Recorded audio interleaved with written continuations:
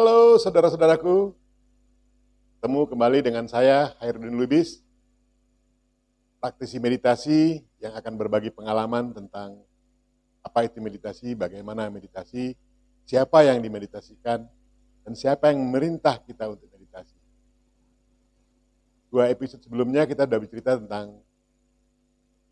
pertama tentang apa itu meditasi, kedua bagaimana awal mula penciptaan realita, dan pertemuan kali ini kita akan berbagi pengalaman tentang bagaimana realita itu bisa kita mengerti tentang realita. Bagaimana manusia bisa memahami realita. Melalui apanya dia bisa memahami realita. Sebab ketika produk tidak bisa ditandai, maka produk itu tidak bermakna bagi pengguna produk. Kitalah yang akan menjalani realita. Realita yang diciptakan oleh Sang Maha Kuasa yang meliputi waktu, bentuk, ruang, sifat, bau, warna, bilangan, aksara, dan segalanya. Yang pasti realita itu karena kita manusia fisik, maka cenderung bisa ditengarai sebagai fisik. Oleh sebab dia adalah fisik, maka dia harus bisa terlihat oleh kita yang adalah sebagai makhluk fisik. Yang pertama kita diberi mata, agar kita dapat melihat apa yang ada dalam bentukan-bentukan realita. Karena ada suara di sana, kita harus bisa mendengarnya, maka diberilah kita telinga. Karena ada bentuk-bentuk kontur-kontur yang kasar dan halus, kita diberi yang namanya sidik jari untuk bisa merabanya. Jika kita tidak bisa melihatnya, kita bisa merabanya apakah dia halus atau tidak. Karena ada kalanya kita harus menyentuhnya. Tidak bisa kita hanya dengan persepsi untuk menandai sebuah benda. Bau harus ditengarai melalui hidung. Dengan penciuman kita bisa tahu bahwasanya ini adalah A, ini adalah B, ini adalah C ketika kita tidak bisa melihatnya. Atau kita bisa mencirikan benda yang ada dengan baunya. Berikutnya kulit, kita bisa merasakan. Kita bisa merasakan angin, kita bisa merasakan suhu, kita bisa merasakan lain-lain. Inilah yang selalu kita sebut sebagai indera pengetahuan, atau yang dikenal dengan panca indera. Sebetulnya untuk bisa menengarai realita itu dan kita bisa melakukan sesuatu terhadap realita itu, kita dilengkapi oleh 3 kelompok indera. Tidak populer memang apa yang saya akan utarakan, tapi itulah yang terjadi. Itulah sebuah kenyataan. Itulah sebuah hal yang saya ketahui, diberitahu, dan saya mengalaminya. Bagaimana indera-indera itu bisa bekerja. Berikutnya akan kita ceritakan bagaimana mekanisme bekerjanya.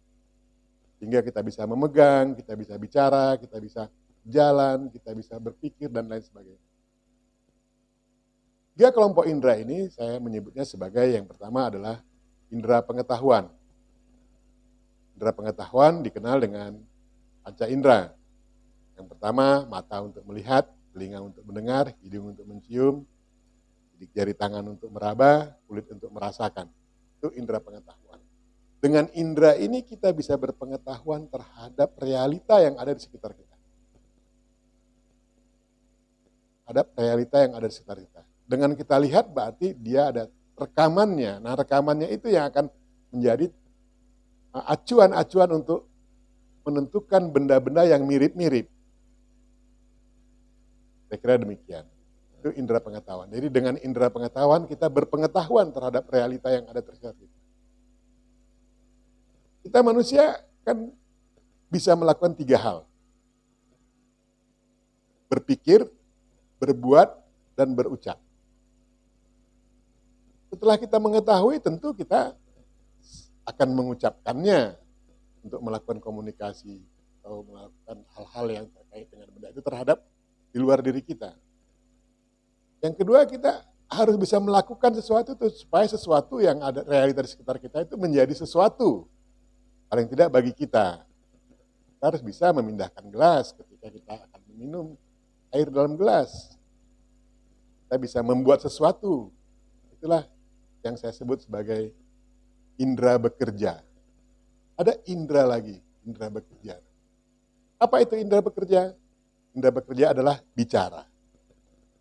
Berjalan, memegang, buang air besar, buang air kecil, makan dan minum. Itu indera bekerja. Sekali lagi, indera bekerja adalah makan dan minum, berbicara, memegang, berjalan, buang air besar dan buang air kecil, serta apa lagi tadi? Udah cukup 5. Itu indera bekerja.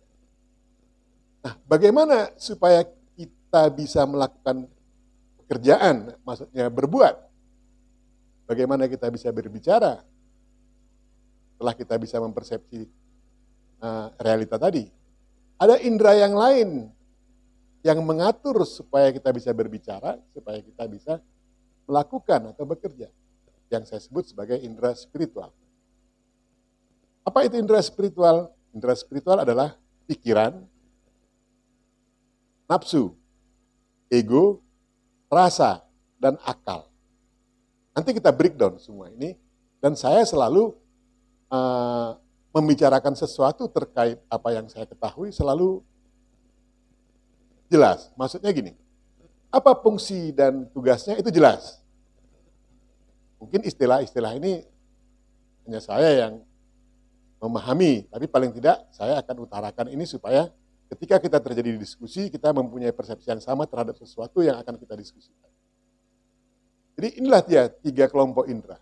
Yang pertama indera pengetahuan. Indera pengetahuan itu terkait dengan indera untuk bisa melihat, untuk bisa mendengar, untuk bisa mencium, untuk bisa meraba, dan untuk bisa merasakan. Berikutnya adalah indera bekerja, yaitu makan dan minum, berbicara, berjalan, memegang, buang air besar dan buang air kecil. Itu indera bekerja. Indera yang akan mengatur gerak-gerak tubuh kita. Yang ketiga adalah kelompok indera yang bagian desainnya. Desain untuk kita bisa melakukan 2 hal tadi. 3 hal termasuk berpikir. Kita, sekali lagi, kita hanya bisa melakukan 3 hal. Berpikir, berucap, dan berbuat.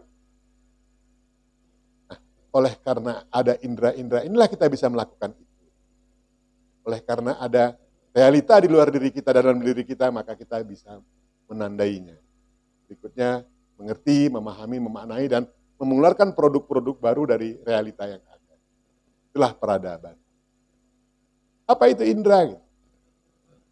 Indera itu adalah apa? Sebuah alat untuk menengarai. Bekerja secara otomatis dalam diri kita. Itu indera. Jadi indera itu untuk menengarai sesuatu, mengukur sesuatu yang ada apakah dalam diri kita, keluar kita, melalui indera kita, alatnya. Kita manusia terdiri dari fisik dan non-fisik. Kita lihat, yang fisik apa aja? Yang fisik ini badan tubuh kita semua nih. Ini fisik. Yang berbentuk fisik, yang bisa kita lihat. Semua indera adalah fisik. Semua indera fisik, kecuali rasa. Rasa dia memiliki fungsi ganda. Bisa sebagai fisik untuk menengarai fisik, bisa sebagai spirit untuk menengarai apa yang ada dalam spirit kita. Bagaimana cara indera ini bekerja? Apakah dia bekerja secara otomatis atau tidak? Tergantung. Ada kasusnya. Nah, sebetulnya siapa yang menggerakkan indera-indera kita ini? Yang menjadi komandonya. Pikiranlah yang menjadi komando. Pikiranlah dengan proyeknya yang namanya berpikir, menghasilkan buah pikir atau pemikiran, bisa mendorong fisik untuk bisa melakukan 2 hal. Berbicara atau berbuat. Siapa pikiran itu? Pikiran karena dia fisik, sebetulnya dia tidak bisa melakukan apa-apa. Dia hanya hidup ketika dia hanya sebagai fisik. Tapi ketika ada semangat atau ada spirit yang di belakangnya yang mendorong dia untuk bisa berkehidupan. Ketika dia sendirian sebagai fisik dia nggak bisa ngapa-ngapain. Fisik dan non fisik. Nah, fisik dan fisik ini apa aja yang ada di dalam diri? Fisik ini tubuh kita ini yang kelihatan ini dan pikiran. Pikiran dengan segala aspeknya. Jadi fisik terbagi dua. Tubuh kita dan pikiran. Nah, tubuh kita juga demikian ketika tidak ada spirit yang bisa menggerakkannya atau kesadaran yang bisa menggerakkannya. Nanti kita jelaskan apa itu kesadaran dalam episode yang lain. Kita jelaskan rasa, apa itu rasa. Apa itu spirit, kita jelaskan. Tapi paling tidak kita tahu bagian-bagiannya. Nah, fisik yang tubuh kita ini, dia tidak akan bisa melakukan apa-apa kalau tidak ada pikiran yang menggerakkannya. Maka fisik tidak dilengkapi dengan norma.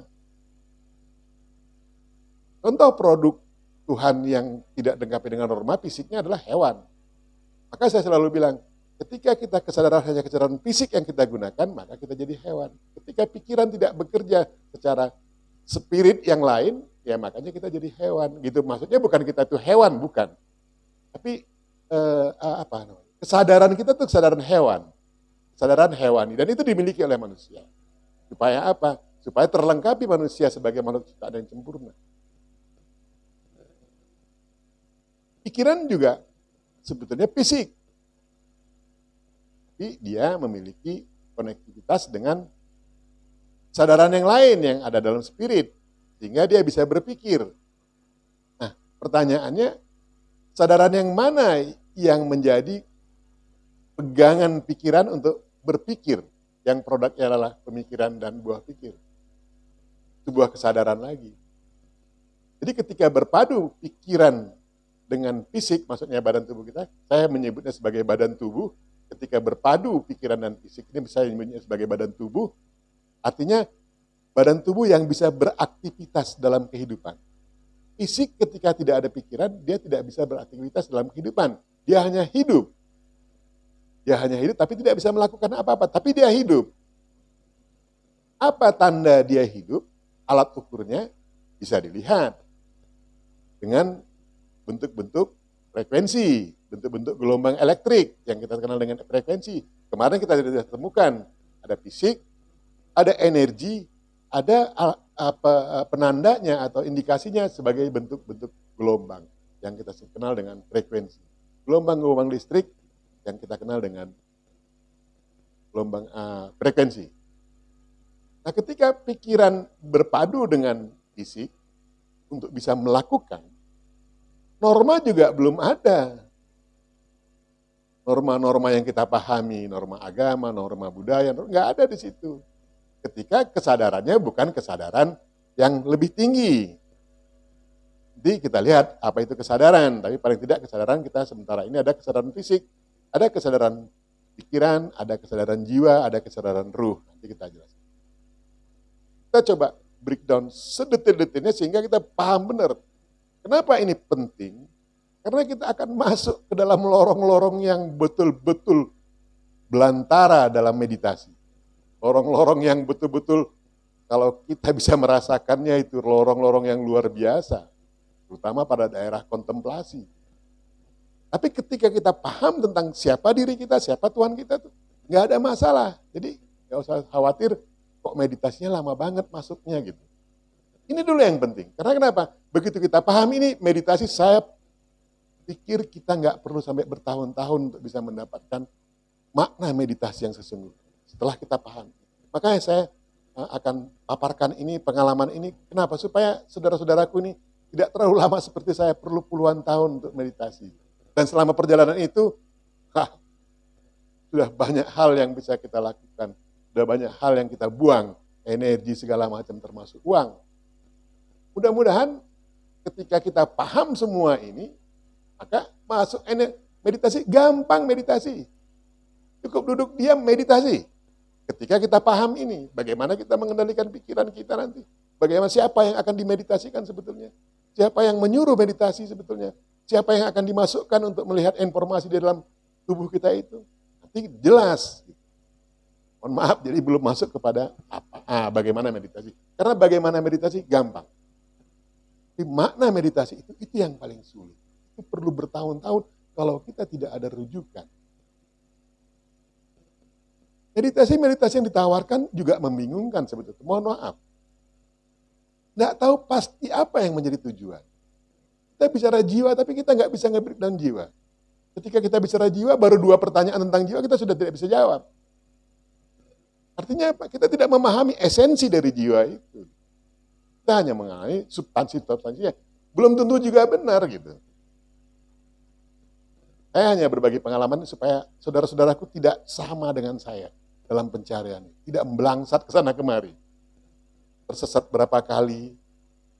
Pernah jadi Tuhan, merasa jadi Tuhan. Makanya saya tahu breakdown bagaimana ciri orang yang menjadi Tuhan itu saya tahu. Karena saya ngalamin. Bukan karena orang cerita orang begini. Bukan karena riset. Saya mengalaminya. Bagaimana saya merasa hebat. Bagaimana merasa sakti. Dan bagaimana merasa orang paling dekat dengan Tuhan. Orang lain enggak. Kira-kira begitu. Yang saya alami, yang saya ceritakan. Dan saya tidak ada bermaksud untuk menyinggung siapapun. Tidak ada maksud. Dan sesungguhnya, kalau saudara-saudara tahu bagaimana dalam beberapa minggu ini saya bergelut dengan Facebook, ya tapi nggak usahlah kita cerita.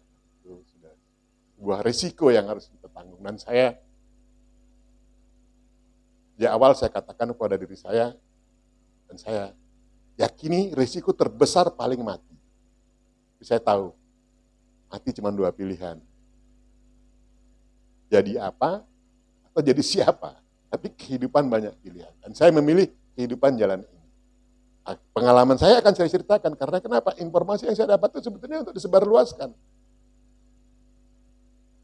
Banyak orang mengatakan, masa spiritual dikaji dengan macam-macam. Saya enggak penting itu kata orang apa. Saya sayang sama saudara-saudara saya. Jangan terlalu banyak waktu yang dibuang. Banyak materi yang disumbangkan. Untuk sebuah pengetahuan yang kita juga nggak jelas. Goalnya apa nggak jelas. Atau game aja pulang kita mati. Habis mati baru ketahuan, oh rupanya gua salah jalan kemarin. Pulang lagi, rewind lagi. Kira-kira begitu. Mohon maaf, ini hanya sebuah selingan. Jadi ada spirit yang menggerakkan fisik ini. Indra fisik. Contoh udah saya jelaskan kemarin. Apakah benar kita melihat? No. Kita diperlihatkan melalui mata kita. Ada spirit di belakangnya. Apa spirit itu? Orang atau sesuatu yang ditugaskan untuk menjalani apa yang menjadi kehendak Tuhan. Itulah jiwa. Dia yang bertanggung jawab. Bagaimana hubungan jiwa dengan fisik? Nanti kita jelaskan. Konektivitasnya gimana? Nanti kita jelaskan. Nah, karena jiwa adalah sebuah kehidupan yang akan menjalani kehidupannya dalam tubuh badan tubuh fisik, di mana di sana ada pikiran dan fisik, maka jiwa tentu butuh hidup. Dan butuh power untuk bisa hidup. Itulah yang saya sebut sebagai ruh. Sang Maha Hidup dan menghidupkan. Dalam konteks bahwa dia meliputi semua yang ada, dan setiap yang ada dia, dan setiap yang ada dalam dia. Itu konsepnya. Bagaimana pikiran bekerja untuk bisa menggerakkan? Siapa yang menggerakkan pikiran untuk sebuah ide-ide? Yang pertama, rasa. Rasa itu terhubung dengan fisik dan non-fisik, spirit. Rasa itu range-nya luas sekali. Makanya rasa itulah yang membawa kesadaran. Sadar kita bahwa cabai itu pedas karena rasa. Sadar kita gula itu manis karena rasa. Sadar kita omongan teman kita menyakitkan hati kita karena rasa. Sadar kita susah sekali hidup kita karena rasa. Jadi range rasa itu antara fisik dengan apa. Jadi rasa bisa menandai fisik dan juga bisa menandai kedalaman diri kita. Sehingga pikiran dan seluruh aspek tahu. Nah, ketika tahu, pikiran bekerja. Contoh rasa. Rasa lapar, rasa fisik. Rasa lapar dia bilang gini, karena sel membutuhkan asupan makanan, si fisik bilang begini, si sel bilang, kenapa sih? Sel kenapa? Lapar. Apa? Aku butuh masukan makanan. Oh lapar ya lapar. Si rasa menjadi makan kepada pikiran. Sel butuh asupan. Oh lapar ya lapar. Lapar juga ada dua hal. Bagaimana bekerjanya pikiran untuk menangani lapar, untuk mengimplementasikan lapar yang adalah makan dan minum. Ada dua hal semangatnya. Kesadarannya ada dua kesadarannya. Kebutuhan atau keinginan. Ketika kebutuhan yang ada kita makan, tapi ketika keinginan yang menjadi semangatnya, yang menjadi kesadaran pikiran dalam memenuhi keadaan lapar, memenuhi kebutuhan lapar, maka pikiran macam-macam dia. Masuklah ego. Ketika ada pembanding, ego akan bereaksi. Nafsu, bagaimana kerjanya nafsu? Nafsu pokoknya do it aja, lakukan aja. Dia nggak penting baik buruk, dia power. Jadi kita ceritakan dalam mekanisme lebih detail lagi. Tapi kira-kira gitu. Nah, ketika keinginan yang menjadi semangat pikiran, maka berpikirlah, ini makan steak, nasi padang, atau warteg, atau apa. Berpikir kita, apa makan di rumah aja? Oke, enggak kita makan keluar deh. Kemana kita makan? Berdiskusi. Akal memberikan masukan. Jangan rumah makan padang itu mahal. Jangan rumah makan warteg yang itu terlalu banyak orang kalau jam segini. Akal memberikan data-data itu. Dari mana data itu adanya? Dari yang pernah dia rekam dan disimpan dalam otak. Otak tidak berpotensi apapun dalam hal berpikir. Dia hanya menyiapkan data. Mohon maaf. Dia hanya menyiapkan data. Karena kalau otak ikut campur tangan dalam apa dia, padahal dia penyimpan data, maka berantakan kita semua. Dia akan masukkan semua data ke sebuah persoalan yang nggak penting. Saya dapat pengetahuan ini tentang ini ketika saya berpikir lama sekali untuk sebuah pertanyaan. Dan jawaban yang saya dapat setelah beberapa tahun, kalau kau sakit jangan kau makan obat yang ada di seluruh apotek. 1-2 saja. Kira-kira begitu. Makanya otak dibatasin untuk tidak campur tangan dalam proses berpikir. Dia hanya menyiapkan data. Itu pun data ketika akal diminta. Nah akal juga bisa akal bulus, bisa akal baik, bisa akal budi. Tergantung kesadaran pikirannya. Karena akal akan mengikuti kesadaran pikiran. Dia bisa menjadi baik sekali. Kalau pikirannya berkesadaran yang terbaik. Dia akan bisa buruk sekali. Contoh. Kesadaran pikiran yang betul-betul baik, akal nggak akan memberikan sebuah contoh sesuatu untuk menjadi acuan untuk dilakukan. Yang buruk-buruk. Karena sudah di situ frame dia. Tapi ketika pikiran yang nakal, yang jahat, akal juga bisa jahat. Contohnya, orang yang suka kerjanya mencuri, pasti dia punya akal aja. Bagaimana mencuri? Karena akal di sana domainnya. Bisakah akal sakit? Bisa. Mati? Bisa akal mati. Karena dia fisik.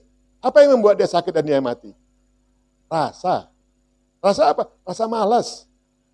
Jadi kalau dia nggak sering digunakan, lama-lama capek juga dia. Sama juga kita kan, kalau kita nggak olahraga, kita nggak apa, badan kita jadi nggak. Sel-sel kita nggak aktif untuk beregenerasi. DNA kita nggak aktif untuk diaktifasi. Sehingga lemah lama-lama. Hanya perlu berhenti. Nafsu kerjanya do it saja. Pokoknya lakukan. Dia nggak ada. Baikkah nafsu? Baikkah ego? Baik dalam konteks keseimbangan. Jangan bunuh mereka satupun. Jangan pernah berpikir membunuh nafsu. Jangan pernah berpikir membunuh ego. Akal tergantung bagaimana pikiran mengarahkan. Karena dia pencatat data. Data itu untuk digunakan sebagai nilai banding bagi pikiran untuk apa yang harus dilakukan. Karena kenapa? Kita nggak akan bisa melakukan kalau kita tidak pernah pengalaman. Contoh, bisa nggak kita bahasa Inggris? Kalau kita nggak pernah belajar bahasa Inggris? Sulit. Bisa nggak kita mengendarai sepeda kalau nggak pernah kita belajar naik sepeda? Sulit. Jadi kita perlu pembanding untuk melakukan sesuatu. Itulah kerja akal untuk memberikan data-data.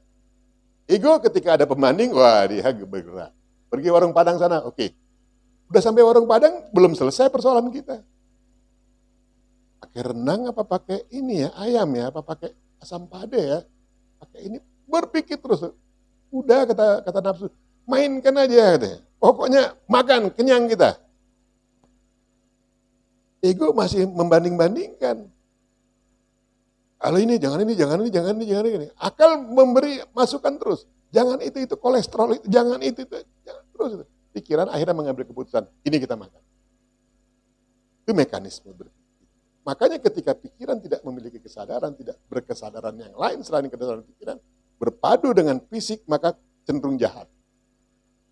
Kenapa? Tidak ada norma di situ. Tidak ada aturan di situ. Itulah yang saya sebut, akhir peradaban itu yang nggak ada peraturan. Tapi apakah kita akhiri peradaban yang belum selesai ini, terus kita nggak punya aturan, kacau balau. Harus kita bangun percepatan kesadaran yang lebih baik. Itu gunanya kita berpikir baik, berupaya untuk baik. Salah satunya adalah meditasi. Meditasi baik. Saya sudah mengalami. Jadi itulah yang menjadi kelengkapan kita untuk bisa mengerti tentang realita. Kita memahami tentang realita. Memanainya akan, dan berikutnya kita akan produk-produk baru-baru dari perpaduan realita-realita. Bagaimana pikiran bekerja? Bisakah pikiran bekerja sendiri untuk sesuatu? Nggak bisa. Contoh, saya nggak pernah tahu bagaimana jantung saya. Walaupun dia ada dalam diri saya, nggak pernah. Kecuali saya diberitahu oleh di luar diri saya, apakah melalui gambar, tapi diberitahu oleh seorang yang pernah mengetahui itu melalui pengetahuannya, melalui teknologinya, sehingga tahu kita, oh jantung tuh begini, berdenyut begini, letaknya di sini begitu. Itulah kita manusia harus membangun sinergi dengan yang lain, dengan siapa saja. Gak bisa sendirian, kita bukan Tuhan. Tapi ketika kita masuk meditasi, kita bisa sendirian.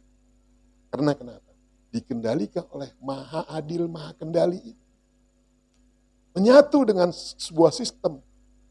Jadi kita rasakan bagaimana kita tidak bernafas. Ada 3 tahapan napas dalam meditasi.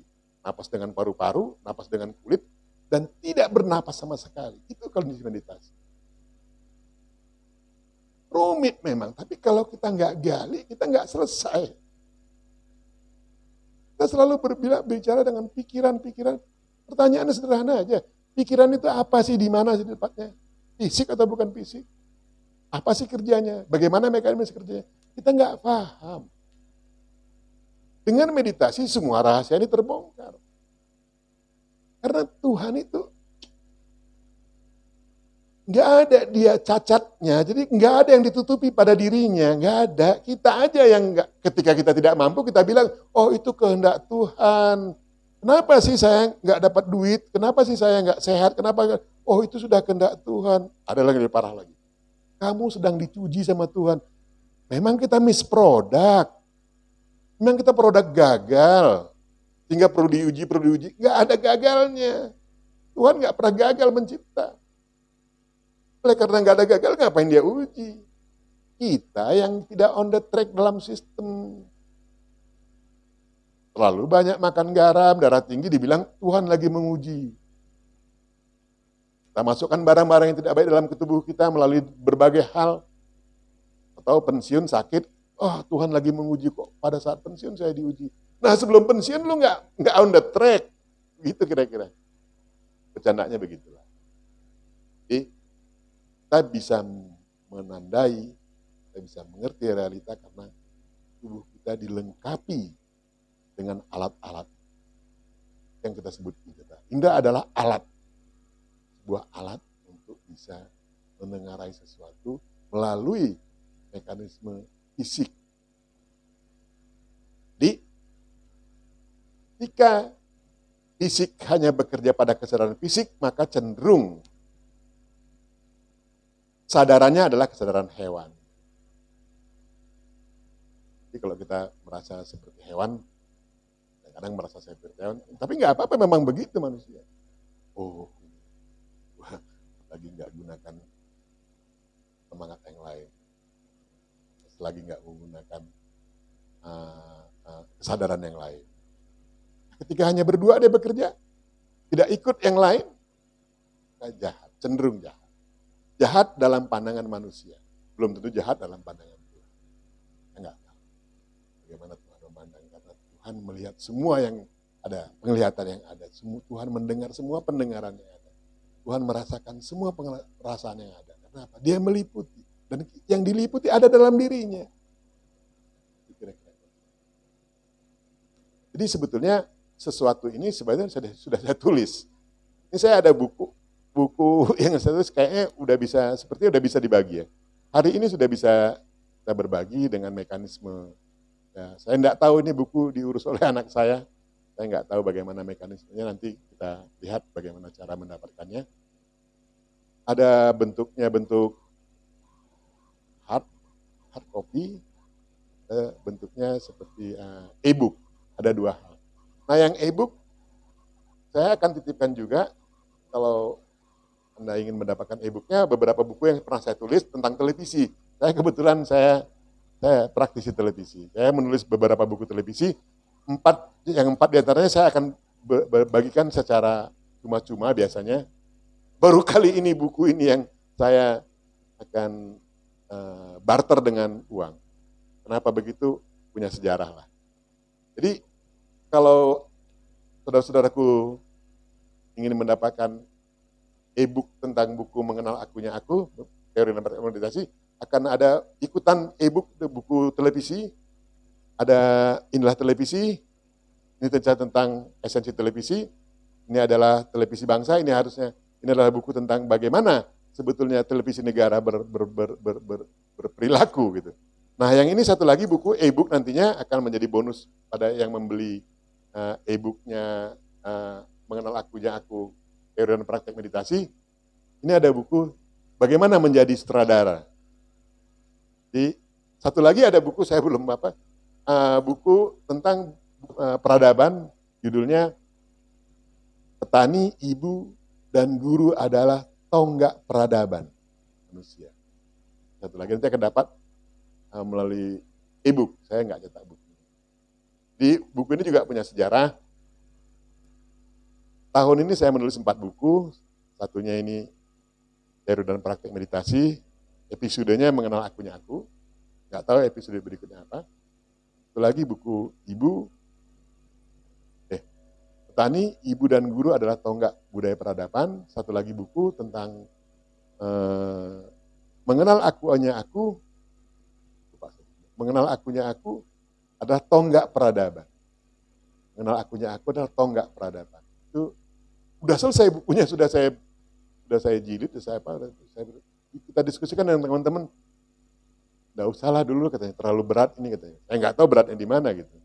Yang jelas teman-teman nggak usah dulu. Jadi kita keluarkan yang ini dulu. Terus nanti ada satu lagi yang saya tulis tentang buku Inilah Televisi Bangsa. Kemarin saya khawatir sekali dengan keberadaan TVRI. Saya tulislah bukunya ini. Dari hasil caption yang saya post selama 1 bulan di blog-blognya TVRI. Buku ini sendiri, tadi saya lupa cerita sejarahnya. Awalnya begini, saya punya teman ngobrol, barangkali teman saya juga teman-teman kalian. 4 orang itu biasanya selalu ngobrol, seminggu sekali kita kumpul ngopi bareng. Ya teman-teman muda lah, teman-teman bagaimana waktu muda lah. Tapi bicara tentang spiritual, kebetulan teman saya itu Wijoyo itu selalu bicara tentang spiritual. Saya sebagai pendengar.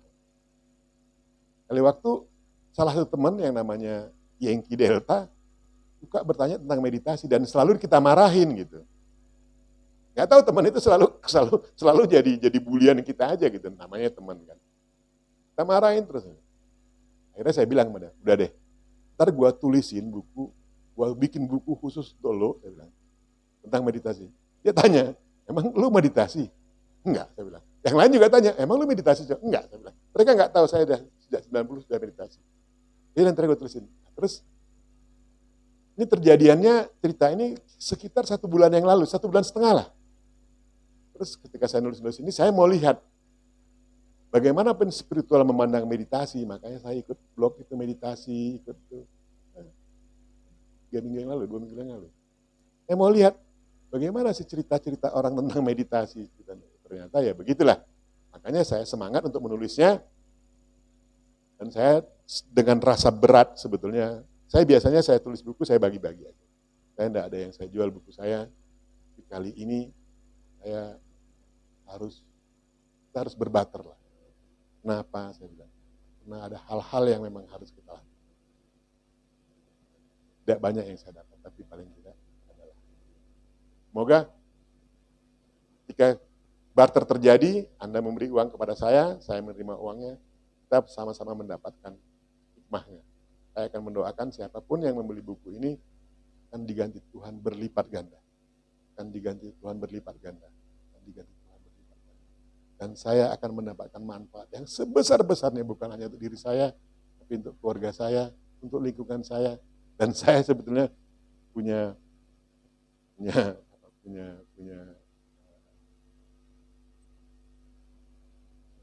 sebuah kumpulan lah, beberapa orang, itu enggak banyak orang, yang selalu membantu petani bagaimana seyogianya petani berperilaku. Karena petani adalah tonggak